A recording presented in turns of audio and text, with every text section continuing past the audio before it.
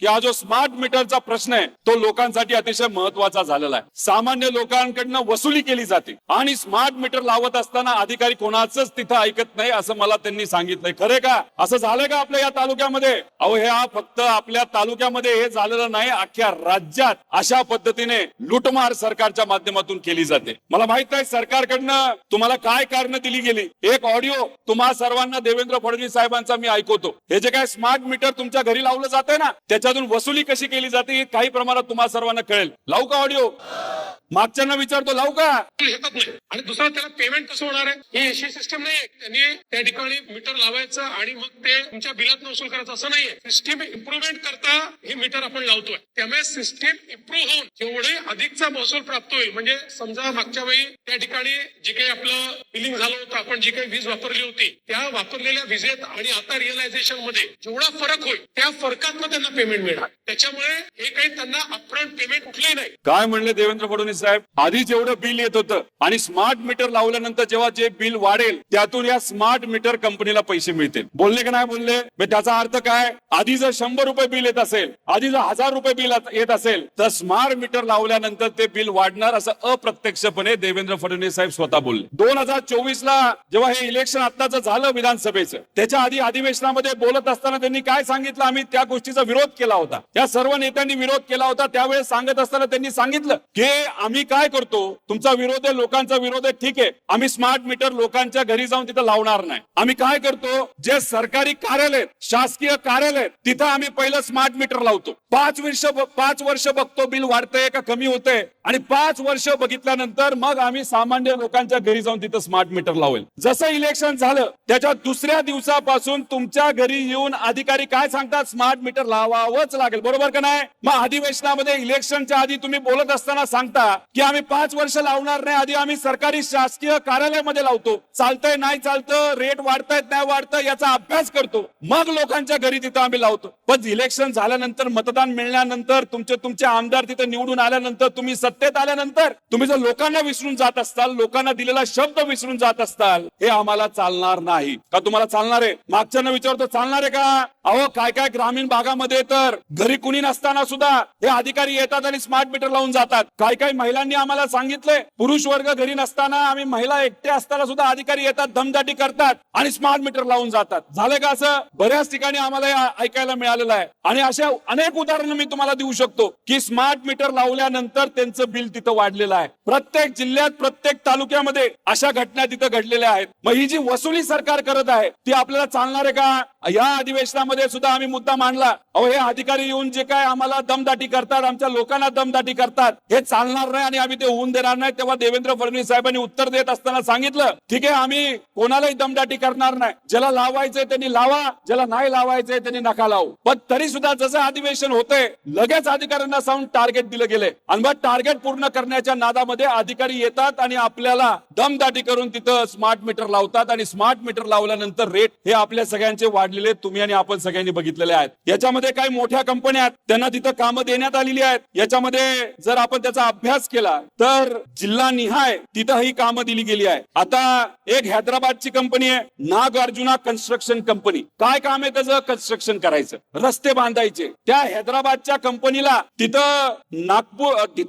नाशिक आणि जळगाव परिसर, लातूर परिसर, नांदेड, छत्रपती संभाजीनगर, अहिल्यानगर हा भाग दिला कन्स्ट्रक्शनच्या कंपनीला। त्यानंतर मॉन्टे कार्लो लिमिटेड गुजरात, ऐकलंय का? बघा, नागपूर शहर, नागपूर ग्रामीण, वर्धा, चंद्रपूर आणि गडचिरोली जिल्हा हे मॉन्टे कार्लो लिमिटेड कंपनी आहे। कुठली आहे? म्हणजे तुमचा हा भाग कोणाला दिलाय? गुजरातच्या कंपनीला। ऐकलं का नाही ऐकलं नाव? त्यानंतर जेनेसिस पॉवर इन्फ्रास्ट्रक्चर, अडाणी ग्रुप गुजरात, या सगळ्यांना इथं कामं दिली गेली आणि ही कामं पूर्ण करण्यासाठी टार्गेट किती केलं गेलं तर 27,000 कोटी रुपयाचं टार्गेट ह्याच्यासाठी ठेवलंय। अहो ग्रामीण भागामध्ये अजूनपर्यंत आम्हाला 3 फेज लाईट मिळत नाही। बऱ्याच वाड्या वस्त्या ज्या एकदम आतल्या भागात आहे तिथं सिंगल फेज अजूनपर्यंत आम्हाला लाईट मिळालेली नाही। तर 27,000 कोटी रुपये स्मार्ट मीटरवर खर्च करण्यापेक्षा प्रत्येक घरापर्यंत सिंगल फेज कशी पोहोचेल, आम्हाला दिवसा लाईट कशी मिळेल आणि प्रत्येक शेतकऱ्याला 3 फेज ची लाईट कशी मिळेल, यासाठी सरकारने हा खर्च करायला पाहिजे होता। हा खर्च तुम्ही त्याच्यासाठी करत नाही, पण फक्त मोठ्या कंपनीला पैसे मिळावेत, त्यांचा धंदा व्हावा, आणि त्यातून या सरकारला कमिशन मिळावं, त्यातून यांना भ्रष्टाचार करता यावा, यासाठी यांनी हे स्मार्ट मीटरचं भूत आणलेलं आहे आपल्या महाराष्ट्र आणि देशामध्ये. हे तुमच्या हिताचं काहीच नाही. तुम्हाला माहिती ईव्हीएम मशीन माहितीये का?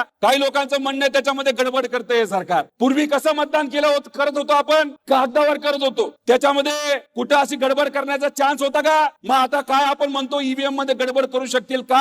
कारण का ते इलेक्ट्रिक गोष्ट आहे, ते ठोका असतो, खोकं म्हणजे ते वाला खोकं नाही, बटन दाबायचं खोकं. इलेक्शन केलं ना, मतदान केलं ना, त्या मशीन मध्ये जर इलेक्ट्रॉनिक असल्यामुळे गडबड केली जाऊ शकते. ते हे जे मशीन आता तुमच्या घरी लावले हे सुद्धा इलेक्ट्रिक मशीन आहे, ह्याच्यात गडबड होणार नाही का? अहो हे अख्खं मशीन त्यांच्या सेंट्रल कार्यालयाला जोडलेलं आहे. तिथून जर त्यांनी ठरवलं की या घरातून, ते जे घर दिसते मागे त्या घराला स्मार्ट मीटर लावलं असेल, त्या घराला जर 200 रुपये बिल येत असेल, ते 500 रुपये आलं पाहिजे, तर ते तिथं बसून, ऑफिस मध्ये बसून तिथे ठरवू शकतात. कारण का शेवटी हा सगळा कंट्रोल हा तुमच्या हातात राहणार नाही. हा सगळा कंट्रोल कुठं जाणार? तर या कंपनीच्या मालकांच्या हातामध्ये जाणार. आणि कंपनीला जर वाटलं आपल्याला नुकसान होतंय, तर कदाचित त्या मीटरला तिथून कंट्रोल करून तुमचं बिल इथं वाढू शकतं. जर आतापर्यंत 600चं बिल येत असेल आणि तुम्हाला 700-800चं बिल आलं असेल, तर याच्यामध्ये नक्कीच काय ना काही गडबड आहे का नाही? का असंच हवेतून बिल वाढलं? हे मशीन लावण्यापासून अनेक ठिकाणी बिल वाढलेलं आम्हाला सगळ्यांना माहिती आहे. मला माहित आहे तुमच्या तालुक्यात वाढलंय का? अहो पुण्यामध्ये आंबेगाव परिसरामधील एक ग्राहक आहे,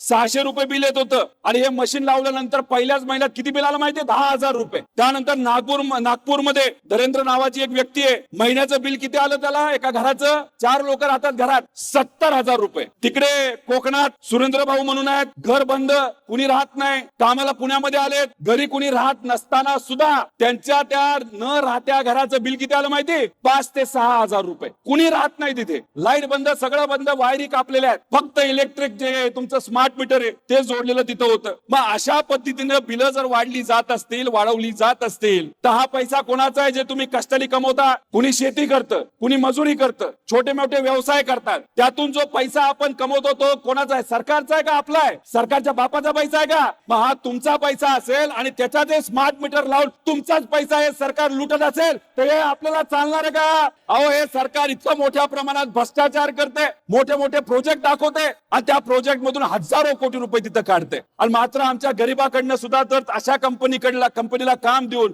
हे स्मार्ट मीटर लावून तुम्ही जर आमचे पैसे, आमच्या गरिबाचे पैसे तिथेही वसूल करणार असाल, तर हे आम्हाला चालणार नाही. खताच्या किमती वाढल्या का? तिथं तुमची वसुली सुरू झाली. मोदी साहेबांनी काय सांगितलं? तेलाचे भाव वाढले, तेल खाणं बंद करा, बरोबर? व सोयाबीन उत्पादक शेतकरी या तालुक्यात, या भागामध्ये आहे का?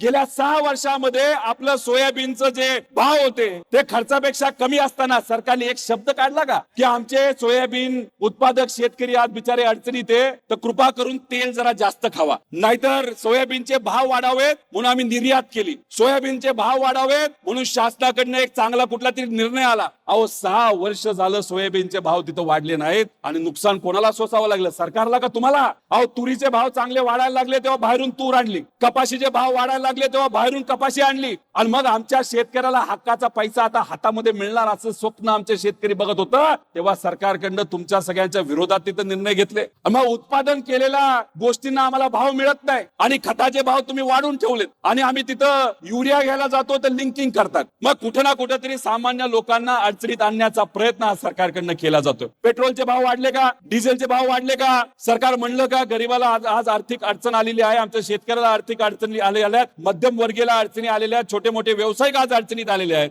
मग सरकारच्या हातामध्ये असताना सुद्धा त्यांनी तेलाचे भाव तिथे कमी केले नाहीत, डायरेक्ट वाढवून टाकले. 100च्या पुढे पेट्रोल आणि डिझेलचे भाव गेले. बर पेट्रोल आणि डिझेल जे तुम्हाला घ्यावं लागतंय, कोण पैसे देतंय त्याच्यासाठी? कोण देतंय? सरकार देतंय. त्यामुळे मग पेट्रोलचे भाव वाढले त्याला पैसे तुम्हाला द्यावं लागतात, डिझेलचे भाव वाढले त्याला पैसे तुम्हाला द्यावं लागतात, साखरेचे भाव वाढले त्याला पैसे तुम्हाला द्यावं लागतात. तिथं अजून काय गोष्टी तुम्हाला घ्यायच्या असतील, स्टील नाही तर घर बांधायचं असेल, सिमेंट, त्याला तुम्हाला पैसे द्यावे लागतात. मग एका बाजूली आमच्याकडनं फक्त वसूल केलं जातं आणि हे वसूल सगळ्या गोष्टी करत असताना त्याच्यात तुम्ही स्मार्ट मीटर आणून त्याच्यातही तुम्ही वसुली करत असाल, तर हे योग्य नाही, हे बरं नाही. हे गरिबाकडनं पैसा काढल्यासारखं आहे. बरेच शेतकरी इथं आलेले, तुमच्या सगळ्यांची मागणी होती कर्जमाफी व्हावी, होई का? बरोबर का नाही? जेव्हा कर्जमाफीची योजना आणली, ती फसवी आणली, त्याच्यामध्ये अनेक अटी टाकल्या जेणेकरून कोणाला तिथं मदत मिळाली नाही पाहिजे असा कुठेतरी हेतू या सरकारचा होता. मग आपण विरोध केला, आपण आंदोलन केलं, आपण उपोषण केलं. या नेत्यांच्या मार्गदर्शनाखाली आपण तिथं रस्ता रोको केला. सरकारला सांगितलं की तुम्ही म्हणताय 55 लाख शेतकऱ्यांना तिथं मदत मिळू शकते, पण तुम्ही 1900 अट टाकली. रेग्युलर आमचे जे शेतकरी आहेत त्याच्यासाठी तुम्ही अटी टाकल्या. अशा भरमसाठ अटी जर तुम्ही आमच्या कर्जमाफीमध्ये टाकल्या असतील तर तिथं फक्त 10 ते 12 लाख शेतकऱ्यांना फायदा होईल आणि राहिलेले 38 लाख शेतकरी आमच्या अडचणीत येतील. शेतकऱ्याला तिथं अन्याय होत असताना आपण लढलो आणि या अहंकारी सरकारला आपण जमिनीवर आणलं, गुडघ्यावर आणलं आणि कर्जमाफीची फसवी योजना जी जाहीर केली होती त्याच्यामध्ये बदल करायला आपण या सरकारला भाग पाडलं. आणि आज आपण जर बघितलं तर या सरकारने जी फसवी योजना आणली होती ती बंद करून नवी योजना सरकारला आणायला लावली आणि 55 लाख शेतकऱ्यांना तिथं फायदा होणार आहे. पण 55 लाख शेतकऱ्याला फायदा होत असताना त्यासाठी तुम्ही आपण सर्वांनी मिळून लढला. पण आजपर्यंत गेल्या 2 महिन्यामध्ये सरकारकडनं किती लाख शेतकऱ्यांना मदत दिली? फक्त 6 लाख शेतकऱ्यांना. 55 लाख शेतकऱ्यांना मदत आपल्याला द्यायची असेल तर अजून 1 वर्षभर तिथं लागणार आहे. आम्हाला हाच तर प्रश्न सरकारला करायचा आहे. तुम्ही फसवी योजना आणली,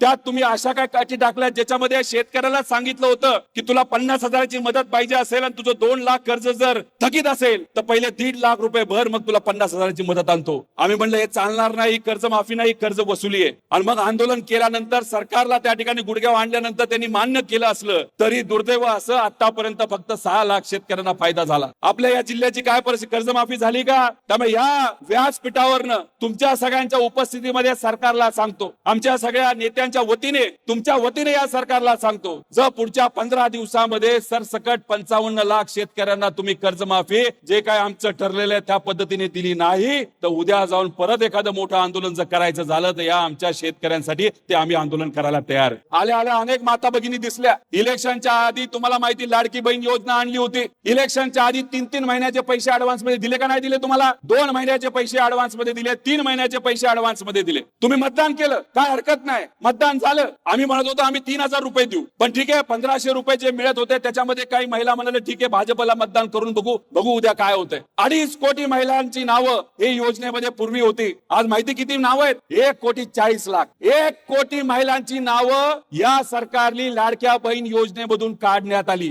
काढून टाकली. फक्त काही भागामध्ये काही जिल्ह्यांमध्ये अजूनपर्यंत जिल्हा परिषदचे इलेक्शन बाकी आहेत म्हणून बाकीच्या महिलांची नावं अजून ठेवली आहेत. जशी जिल्हा परिषदची इलेक्शन संपतील हे राहिलेले 1.5 कोटी महिलांची सुद्धा कदाचित नावं ही काढली जातील. इथं उपस्थित असणारा किती महिला अशा आहेत की ज्यांची नावं आधी होती आणि आता नाहीत? असं किती आहेत? त्यांनी हात वर करा. किती हात वर करा? 40% महिला आहेत तिथं. 1 कोटी महिलांची नावं कमी करी. यांना ऍडव्हान्स मध्ये पैसे इलेक्शनच्या आधी दिले, इलेक्शन झालं हे विसरून गेले. दानाला बोनस देऊ असं सांगितलं इलेक्शनच्या आधी, इलेक्शन झाले की विसरून गेले. सर्व समाजाच्या जाती धर्मांच्या मुला मुलींना सांगितलं सारथी घ्या, महाज्योती घ्या, बार्टी घ्या, आदिवासी समाजाच्या योजना घ्या की तुम्हाला अजून पैसे वाढवून देऊ. इलेक्शन झालं वाऱ्यावर सोडून दिले सगळ्या विद्यार्थ्यांना. हे असं सरकार आहे, हे फसवं सरकार आहे. त्यांना काय नाही पडलं, फक्त काय पडलंय ते इलेक्शन पडलंय, आपल्याला जिंकायचं आणि सत्तेत जाऊन बसायचं. आणि जी कुठली सरकारची योजना असेल त्याच्यामध्ये मोठ्या प्रमाणात भ्रष्टाचार तिथं करायचा. आता गेले 21 दिवस या भागामध्ये पाऊस नाही. पालकमंत्री किती वेळा आले आपल्या जिल्ह्यामध्ये? आले का मंत्री? आता काही पिकं हिरवी दिसतात, काय हरकत नाही. पण समजा इथं पाऊसच पडला नाही पुढच्या काही दिवसांमध्ये, आहे ते पीक आपल्या हातात राहणार आहे का? जर आहे ते पीक राहणार नसेल तर मग थंडीतलं जे आमचं पीक असेल, येणारं जे पीक असेल रब्बीचं, ते पण आम्हाला मिळणार नाही. म्हणजे खरीप नाही, रब्बी नाही, मग शेतकऱ्यांनी जगायचं कसं? जर शेतकरी जगला नाही तर मजुरांनी जगायचं कसं? मग आज आमच्या या लोकांना ज्या अडचणी आहेत त्या समजून घेण्यासाठी तुमच्या जिल्ह्यामध्ये जर पालकमंत्रीच येत नसेल तर त्या पालकमंत्र्यांना, कोण आहे पालकमंत्री? त्या पालकमंत्र्यांना तुम्ही विचारायचं, तुम्ही पालकमंत्री काय लोणचं घालण्यासाठी झालाय का? इथं आम्हाला लाईटची अडचण आहे ती समजून घेण्यासाठी तुम्हाला येता येत नाही. आमच्याकडे पाऊस नाही झाला, प्यायला पाणी नाही, शेतीला पाणी नाही, ते समजून घेण्यासाठी तुम्ही येत नाही. इथं आम्हाला बोगस बियाणं मिळतंय, बाहेरून बियाणं येतं जे उगवत नाही, ते समजून घेण्यासाठी इथं पालकमंत्री येत नाही. आमच्या लाईटच्या ज्या अडचणी आहेत, जे काय आमचं इथं स्मार्ट मीटरचा मुद्दा आहे ते समजून घेण्यासाठी इथं पालकमंत्री येत नाही. त्यामुळे अशा पद्धतीने या सर्व नेत्यांना तुम्ही प्रश्न विचारले पाहिजे. सोशल मीडियावर आमची जेनजी लोक आहेत, मुलं आहेत, त्यांना मी विनंती करतो प्रश्न तुम्हा आपल्या सगळ्यांना विचारावे लागतील. आमच्या माता भगिनींना सांगतो हे प्रश्न आपण सुद्धा विचारले पाहिजे. शेतकऱ्याला शेतकऱ्याला, मजुराला, सर्वांनाच मी विनंती करतो, सरकारचं असंच वागत राहिलं तर गरीबाचं खूप मोठं नुकसान होणार आहे. श्रीमंताचं होणार नाही हो. श्रीमंताला कुठेतरी एखाद्या रस्त्याचं कॉन्ट्रॅक्ट मिळेल, श्रीमंताला तिथं लाईटचं कॉन्ट्रॅक्ट मिळेल, श्रीमंताला बिल्डिंगचं कॉन्ट्रॅक्ट मिळेल, श्रीमंताला लेबरचं कॉन्ट्रॅक्ट मिळेल. मग सगळं श्रीमंताचंच मिळणार असेल तर गरीबाच्या पोरांनी काय करायचं? आज तुम्हाला माहिती आहे, अमरावतीमध्ये 3 मुलं दुर्दैवाने लहान मुलं मृत्युमुखी पडले. श्रीमंताची पोरं होती का? कोणाची मुलं होती? गरीबाची पोरं होते. तेव्हा जेव्हा केव्हा अशी एखादी अडचण येते तेव्हा गरीबाचीच पोरं दुर्दैवाने त्या ठिकाणी अडचणीत येत असतात. गेल्या 3 वर्षामध्ये या सरकारच्या काळामध्ये 5 वर्षाच्या खालील 44,000 मुलं ही मृत्युमुखी पडलीत आपल्या या महाराष्ट्रामध्ये. कुपोषण असेल, आजारपण असेल, डॉक्टरची सेवा नाही मिळाली म्हणून असेल, एखादा ऍक्सिडेंट झाला म्हणून असेल, एखादं हॉस्पिटलला आग लागली म्हणून असेल, 44,000 लहान मुलं जे 5 वयाच्या खाली आहेत अशा लहान मुलांचा मृत्यू आपल्या या महाराष्ट्रामध्ये गेल्या 3 वर्षामध्ये झालाय. केली का चर्चा सरकारने या बाबतीत? केली का चर्चा या बाबतीत? गेल्या 3 महिन्यामध्ये आपल्या या जिल्ह्यामध्ये 30 ते 40 शेतकऱ्यांनी आत्महत्या केली. एका तरी शेतकऱ्याच्या घरी पालकमंत्री गेलाय का की बाबा नो काय अडचण होती, कपाशीचे भाव वाढले नाही, नको काळजी करू, आम्ही काहीतरी करतो. सोयाबीनचे भाव वाढत नाहीत, तुला अडचणी आहेत, काहीतरी आम्ही करतो. मुलांचं शिक्षण थांबावं लागलं, काळजी करू नको, काहीतरी आम्ही करू, स्कॉलरशिप देऊ. पण नाही, जेव्हा गरीबाला एखादी अडचण असते तेव्हा हे नेते येत नाहीत. पण इलेक्शन आलं की आश्वासन देण्यासाठी 100% इथं हे सगळे नेते येतात. बघितलं का नाही? याच्या आधी इलेक्शनला हे सत्ताधारी आमदार नेते इथं येऊन मोठी मोठी भाषण केलं असेल आणि सांगितलं असेल आम्ही हे करू, आम्ही ते करू. पण त्यांच्या त्या आश्वासनाला काय झालंय तर काय नाही, केराची टोपली त्यांनी त्या ठिकाणी दिलेली आहे. त्यामुळे तुम्हा आपल्या सगळ्यांना संघटित व्हावं लागेल. युवांनी दाखवून दिलं, युवांचा एखादा प्रश्न असेल, जर युवा सर्व एकत्रित आले तर या अहंकारी सरकारला गुडघ्यावर आणण्याची ताकद युवामध्ये आहे. हे दिल्लीला युवांनी दाखवून दिलेलं आहे. नीटचा पेपर फुटला, त्यासाठी अख्ख्या देशामध्ये एक मोठं आंदोलन उभं झालं आणि मग सरकारला एका मंत्र्याला घरी पाठवावं लागलं. अहो फक्त नीटचा पेपर फुटलाय असं नाही, स्पर्धा परीक्षेची काही मुलं इथं आली असतील. अहो तिथं स्पर्धा परीक्षेचा अनेक स्पर्धा परीक्षा ज्या सरकारच्या माध्यमातून एमपीएससीच्या घेतल्या जातात त्यात पेपर फुटला, पोलिसाचा पेपर फुटला, त्याच्याजवळ तलाठी भरतीमध्ये 3,000 कोटीचा भ्रष्टाचार झाला. मी बोलत होतो त्यावेळेस मंत्र्याच्या विरोधात, अहो भ्रष्टाचार झालाय, पैसे देऊन लोक तलाठी झालीत. मला शेतकऱ्याला विचारायचंय, जेव्हा केव्हा तुम्हाला अडचण असते, अतिवृष्टी झाली, पाऊस कमी पडला, जर एखादं तुम्हाला तिथं सर्वे करायचा आहे तर तुम्ही कोणाकडे जाता? तलाठ्याकडे जाता. तलाठी जर 40 लाख रुपये घेऊन 40 लाख रुपये देऊन जर तलाठी झाला असेल तर ती तुमची कामं करणार आहे का? तो काय म्हणेल, थांब जरा 40 लाख देऊन मी तलाठी झालो, आधी मला पैसे वसूल करू दे, मग तुझी कामं बघतो. अशा पद्धतीने युवांचे ज्या परीक्षा दिल्या जातात, तुमची मुलं, कष्ट करायची मुलं, शेतकऱ्याची मुलं, मजुराची मुलं, मध्यमवर्गीयांची मुलं हे कष्ट करतात, अभ्यास करतात, अभ्यास करून आई वडिलांचं स्वप्न पूर्ण व्हावं, मी अधिकारी बनावं या हेतूतून बिचारे ठिकठिकाणी क्लासेसला जातात आणि पेपर द्यायला जेव्हा बसतात तेव्हा त्यांना कळतं दुर्दैवाने तिथं पेपर फुटलाय. मग काय करायचं सामान्य लोकांनी? आपल्या सर्वांना आता पर्याय राहिला नाही, आपल्याला रस्त्यावर यावं लागेल. आज तुमच्याशी बोलत असताना महाराष्ट्रातला तमाम आदिवासी वर्ग, युवा वर्ग आज रस्त्यावर आला, आंदोलन करतोय. तुमच्याकडे येत असताना थोडासा उशीर झाला, त्याचं कारण हेच आहे, नागपूर आणि परिसरातले युवा आदिवासी बंधू आणि भगिनी हे त्यांच्या हक्कासाठी आंदोलनात नागपूरला बसले होते, त्यांच्याशी चर्चा केली. काल मी पुण्यामध्ये काही आदिवासी बांधव तिथं उपोषणाला बसले होते, त्यांना भेटलो, त्यांच्याशी चर्चा केली, मंत्र्यांशी बोललो, मंत्र्यांना फोन करतो, त्यांच्याशी चर्चा करतो. मंत्री आम्हाला काय म्हणतात माहितीये? माझ्या हातामध्ये काहीच नाही. आणि मग तुमच्या हातामध्ये काहीच नाही तर मंत्री कशाला झालाय? काय खुर्ची गरम करण्यासाठी मंत्री झालाय का तुम्ही? आमच्या अडचणी सोडण्यासाठी तुम्ही मंत्री झाला असाल, काय झालं तरी म्हणता मुख्यमंत्र्याच्या हातात, मुख्यमंत्र्याच्या हातात. मग मुख्यमंत्र्याच्या हातामध्ये असेल तर मुख्यमंत्र्यांना बोलवा आणि आमच्या गरीबाच्या अडचणी त्या ठिकाणी लगेचच्या लगेच तिथं सुटल्या पाहिजे, अशी मागणी आम्ही त्या ठिकाणी करतो. पण यांना काय आहे की यांना शक्तीपीठ मार्ग करायचा आहे. मला माहित नाही या भागातून जातो का नाही जात, पलीकडच्या बाजूला जातो. 1,40,000 कोटीचा मार्ग आहे महाराष्ट्रामध्ये आणि उत्तर प्रदेशमध्ये. नॅशनल हायवे माहिती का तुम्हाला? नॅशनल हायवे माहिती ना, केंद्राची ती संस्था आहे, त्याच्यातून रस्ते केले 8 पदरी. किती? 8 पदरी हायवे केला. तो हायवे बांधायचा प्रति किलोमीटर 1 किलोमीटरला खर्च उत्तर प्रदेशमध्ये किती आला? 45 कोटी रुपये. हा शक्तीपीठ मार्ग जो केला जातोय त्याच्यामध्ये खर्च किती होतो माहितीये का? 6 पदरी रस्त्याला. 8 पदरी रस्ता मोठा का 6 पदरी मोठा? 8 पदरी. 8 पदरी रस्त्याला 45 कोटी रुपये. आणि महाराष्ट्र सरकार इन्फ्रास्ट्रक्चरच्या नावावर तुमचा हक्काचा पैसा, तुमचा टॅक्सचा पैसा या शक्तीपीठ मार्गावर किती खर्च करतं माहितीये का? प्रति किलोमीटर 90 कोटी रुपये. 800 किलोमीटरचा रस्ता, अतिरिक्त 40 ते 50 कोटी रुपये हे सरकारमध्ये असणारे सर्व नेते खातायत, भ्रष्टाचार करतायत. हा आकडा जर 800 किलोमीटरला घेतला तो आकडा येतो 40,000 कोटी रुपये. 40,000 कोटी रुपये. का इलेक्शन मध्ये पैसा लागतो? आमदारांना विकत घ्यायचंय, नेत्यांना विकत घ्यायचंय, खासदारांना विकत घ्यायचंय. तुमच्या खासदारांना मानलं गेलं पाहिजे. हे अजून सुद्धा आपल्या विचाराबरोबर आहे, पुढे सुद्धा आपल्या विचाराबरोबर तिथे राहणार आहेत. हे अतुल भाऊ आणि आपले पदाधिकारी यांना सुद्धा पूर्वी फोन येऊन गेले, येऊन जा भाजपकडे. पण हे म्हणतात आम्ही शिवशाहू फुले आंबेडकरांच्या विचाराचे आहोत, आम्ही तुमच्याकडे येणार नाही, आम्ही लोकांसाठी रस्ता उतरून तिथे लढणार. मग हे 40,000 कोटी रुपये जे भ्रष्ट लोक, भ्रष्ट नेते खातात, ते 40,000 रुपये खाण्यापेक्षा आमच्या या वर्धा जिल्ह्याला पाणी कसं मिळेल, आमच्या शेतकऱ्याला तिथं कुठेतरी चांगला भाव कसा मिळेल, ह्याच्यासाठी जर पैसा वापरला तर चांगलं मदत होईल का नाही होईल? हा पैसा हा गरिबासाठी वापरला गेला पाहिजे. इथं चांगल्या शिक्षण व्यवस्था यावे यासाठी वापरला गेला पाहिजे. इथं कॉलेज आलं पाहिजे, मेडिकल कॉलेज आलं पाहिजे, इथं चांगलं कुठेतरी हॉस्पिटल आलं पाहिजे, यासाठी तिथं पैसा हा वापरला गेला पाहिजे असं आमच्या सगळ्यांचं मत आहे. त्यामुळे आता शशिकांतजी शिंदे साहेब आपल्या सगळ्यांना मार्गदर्शन करतील, पण ही जी एकजूट आहे ती एकजूट तुम्हा आपल्या सगळ्यांना अशीच कायम ठेवावं लागेल. उद्या जाऊन काही महिलांवर अन्याय झाला, गेल्या 2 वर्षामध्ये आपण जर बघितलं तर 50,000 पेक्षा जास्त महिलांवर तिथं रेप नाही तर त्यांच्यावर अन्याय झालेल्या घटना या महाराष्ट्रामध्ये घडल्यात. आपल्या महाराष्ट्रामध्ये जिथं पूर्वी महिलांना सेफ वाटत होतं, सुखरूप वाटत होतं, भीती वाटत नव्हती आपल्या महिलांना, माता भगिनींना, पण याच महाराष्ट्रामध्ये गेल्या वर्षभरात 2 वर्षभरात 50,000 पेक्षा जास्त महिलांवर अत्याचार झालेले. काय चाललंय? का लक्ष नाही या सरकारचं? का लक्ष नाही होम मिनिस्टरचं? का आमच्या माता भगिनींवर तिथं अत्याचार होतात? का आमच्या लहान पोरींवर अत्याचार होतात? कारण या सगळ्या नेत्यांचं लक्ष कुठे आहे तर फक्त इलेक्शन मध्ये लक्ष आहे, त्यांचं तुमच्या अडचणीकडे लक्ष नाही. त्यामुळे या झोपलेल्या सरकारला जर आपल्याकडे लक्ष द्यायचं असेल, त्यांचं लक्ष आपल्याकडे वेधायचं असेल, आपल्याकडे आणायचं असेल तर काय करावं लागणार आहे? काय करावं लागणार आहे?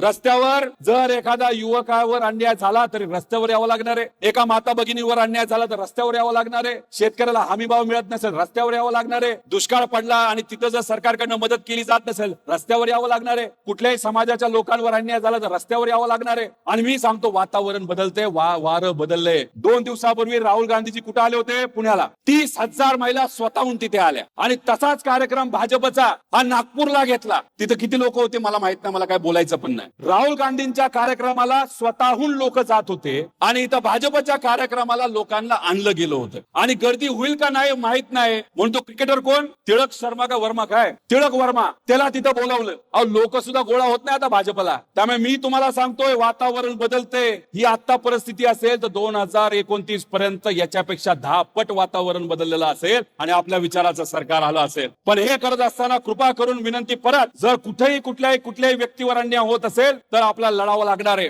आणि अतुल भाऊ मला सांगायचंय, एखादा MSCB चा अधिकारी आला तर त्याच्यावर काही करू नका, मारामारी करू नका, पण त्याला ठणकावून सांगा हे जे आमची प्रॉपर्टी, हे आमचं घर आहे, आमच्या मालकीचं आहे, सरकारच्या बापाचं नाही. त्यामुळे आमच्या घरी येऊन आम्हाला धमकी नका देऊ की आम्ही हे मीटर लावणारच. आम्हाला वाटलं तर आम्ही मीटर लावून घेणार, आम्हाला जर वाटलं मीटर नाही लावायचं तर आम्ही बस मीटर लावून द्यायचा नाही. आहे ना पूर्वी सरकारचा मीटर, ती बघा आणि बिल काय करायचं करा.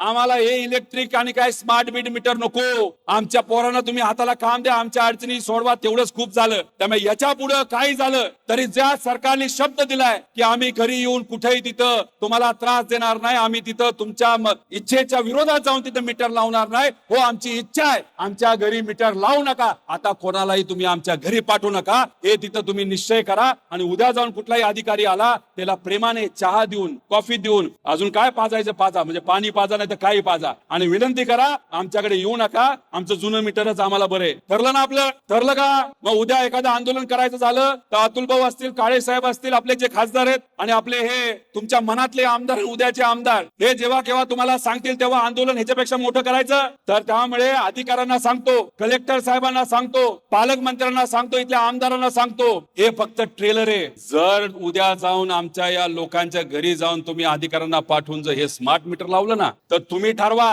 10 दिवस, 15 दिवस, महिना, मोठा पिक्चर यांना दाखवून देऊ की हे घाईला आले पाहिजे. एवढंच इथं या ठिकाणी सांगतो, थांबतो. जय हिंद, जय महाराष्ट्र, जय राष्ट्रवादी.